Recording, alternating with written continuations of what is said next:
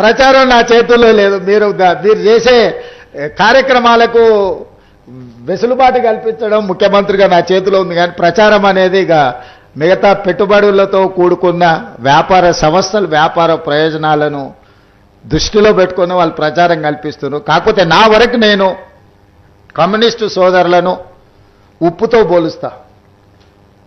ఏ వంట ఏ మసాలాలు ఎన్ని పెట్టి వండినా ఉప్పు వేయకపోతే దానికి రుచి ఉండదు. మసాలాలు ఎంత గొప్పగానే కలపొచ్చు. నలభీమ పాకం వండే గొప్ప వంటగాడు ఉండొచ్చు, కానీ ఆ వంటలో ఉప్పు లేకపోతే దానికి రుచి అనేది రాదు.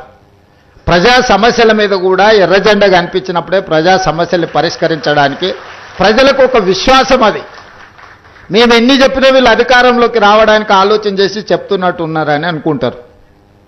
కానీ కమ్యూనిస్టులు చెప్తే ప్రజలకు ఒక నమ్మకం, వీళ్ళు చెప్తున్నారంటే ఏదో కొంచెం విషయం ఉన్నట్టే ఉంది అని. కమ్యూనిస్టులు అధికారంలోకి తేవడానికి పనికొస్తారో పనికిరారో నేను విశ్లేషించలేను, కానీ ఉన్నోన్ని దించడానికి మాత్రం 100% పనికొస్తారు.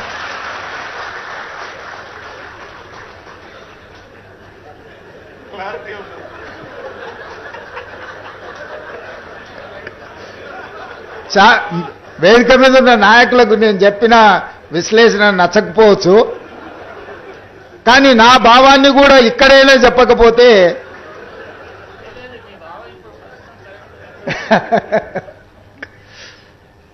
సో ఉన్న వాళ్ళని దించడానికి కమ్యూనిస్టులు ఎప్పుడూ ముందులో ఉంటారు తప్పులు చేసేవాళ్ళు. సో అందుకే తప్పులు జరగకుండా పరిపాలన అందించాలనేది నేను చాలాసార్లు ప్రైవేట్ సంభాషణలలో చెప్తూ ఉంటా. నేను నిజం చెప్పకపోయినా సరే కానీ నేను అబద్ధం చెప్పను అని. నిజం కొన్నిసార్లు కొంతమందికి ఇబ్బంది కలిగించవచ్చు, లేదా నేను చెప్పే నిజం కొంతమందికి అనవసరమైన సమాచారాన్ని ఇచ్చే అవకాశం ఉంటుంది. కానీ నేను ఎప్పుడు కూడా నా ఏ ఉపన్యాసమైనా ఏ విశ్లేషణ అయినా ఏ సందర్భం వచ్చినా రేవంత్ రెడ్డి ఈ అబద్ధం చెప్పినని ఇప్పటి వరకు ఎవరు నన్ను విశ్లేషించలేదు. నిజం అనేది ఒక భాగం. నేను రాజకీయాలకు వచ్చినప్పుడు నేను స్పష్టంగా నిర్ణయించుకున్నా, అబద్ధాల ప్రాతిపదిక మీదన అబద్ధాల పునాదుల మీద మన రాజకీయ భవిష్యత్తును నిర్మించుకుంటే అది ఏదో ఒక రోజు కూలుతుంది. అబద్ధాలు అనేటివి ఎల్లకాలం నడవవు. దిగిపోయిన నాయకుడు మాత్రం చెప్పేవన్నీ అబద్ధాలే, నిజాలుగా భ్రమలు కల్పించేంత గొప్పగా అబద్ధాలని చెప్పగలిగిన నాయకుడు. అందుకే కమ్యూనిస్టులను కూడా మొత్తం నాదే బాధ్యత పత్రిక నడిపించేది, అసలు మీరు ఏం చేయాల్సిన పర్లేదు మొత్తం నేను చూసుకుంటా అని చెప్పాడు. అట్లా చెప్పిండంటేనే అనుమానించాలి. ఎందుకంటే బాగా నమ్మిస్తే మోసం చేయడం అల్కగా అవుతుంది. నమ్మకం అనేది లేకుంటే మోసం అనేదే ఉండదు. నువ్వు ఎప్పుడైతే నమ్ముతావో నమ్మకాన్ని నీడలాగానే మోసము దాని ఎంబడే ఉంటుంది. ఆ నమ్మకం కలిగించడానికి ఎక్కువ ఎవరైనా ప్రయత్నం చేస్తే 1-2 సార్లు మనము కొంచెం జాగ్రత్తగా చూడాలి. నిజాయితీగా మాట్లాడేదానికి నమ్మి బలికేటట్టు మాట్లాడేదానికి సన్నని తెర మాత్రం ఉంటుంది, థిన్ లైన్. దాన్ని కొంచెం జాగ్రత్తగా గమనిస్తే మనకు అర్థమవుద్ది. నేను పార్లమెంట్ ఆఫీస్ ఓపెన్ చేసుకున్నప్పుడు మల్లు స్వరాజ్యం గారిని తీసుకెళ్లి వారిని చీఫ్ గెస్ట్గా తీసుకెళ్లి నేను పార్లమెంట్ ఆఫీస్ మల్కాజ్గిరి ఎంపీగా గెలిచినాడు పార్లమెంట్ ఆఫీస్ ఓపెనింగ్ చేయించుకున్నాను.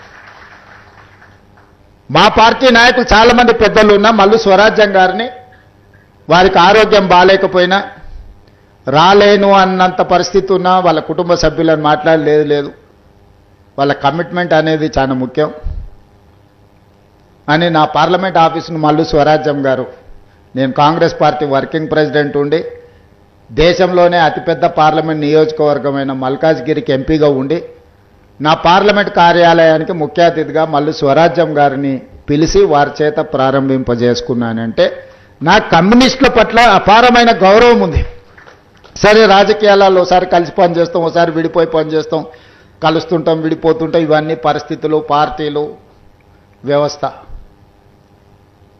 అందుకే ఈరోజు రాగానే తప్పకుండా నేను వస్తా అని చెప్పిన, మళ్ళీ ఇన్విటేషన్ ప్రింట్ చేసినాక మా మిత్రులు ఇన్విటేషన్ ఇవ్వడానికి వస్తామంటే నేను చెప్పిన వస్తా అని వచ్చిన. ఎందుకు అని అంటే ఇలాంటి సంస్థల వేదికల మీద వచ్చినప్పుడైనా నిజాలు మాట్లాడడానికి వేదికలు పనికొస్తాయి. మా మనసులో ఉన్న భావాన్ని మీ ద్వారా ప్రజలకు చెప్పడానికి ఉపయోగపడుతుంది వేదిక అని నేను బలంగా నమ్ముతా.